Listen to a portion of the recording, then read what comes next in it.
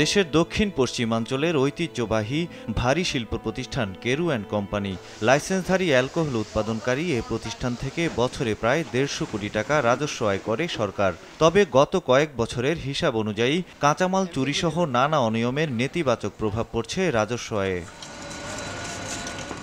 সম্প্রতি কোম্পানির ডিস্টিলারি বিভাগ থেকে প্রায় 30 লাখ টাকার 13,190.75 লিটার স্পিরিট চুরির ঘটনা ঘটেছে। ওই বিভাগের ব্র্যান্ডেড ওয়্যার হাউসে কর্মরত সহকারী ইনচার্জ জাহাঙ্গীর হোসেন পদোন্নতি পেয়ে ইনচার্জ হবার পর বিষয়টি সামনে আসে। মজুতের হিসাবে গরমিল পেয়ে তিনি ব্যবস্থাপনা পরিচালক বরাবর লিখিত অভিযোগ করেছেন। সানবিট সব দিবে সামাল। সানবিট ম্যাজিক প্রেস ডিশওয়াশিং এর মাথা ঘোরানো সলিউশন। তার কাঁচামাল চুরি হয়, এক্ষেত্রে বাংলাদেশের সরকারের প্রচুর পরিমাণের আর্থিক ক্ষতি হয়। এর জন্য আমরা যারা এর সাথে জড়িত তাদের উপযুক্ত শাস্তি চাই। এই দুর্নীতির কারণে কেরু কোম্পানির বিভিন্ন মালামাল চুরির কারণে এই কেরু কোম্পানি ধ্বংসের মুখে পতিত হচ্ছে।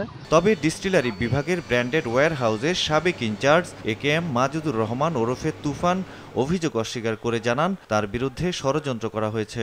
এই অভিযোগটি সম্পূর্ণ ভিত্তিহীন, বানোয়াট এবং উদ্দেশ্য প্রণোদিত।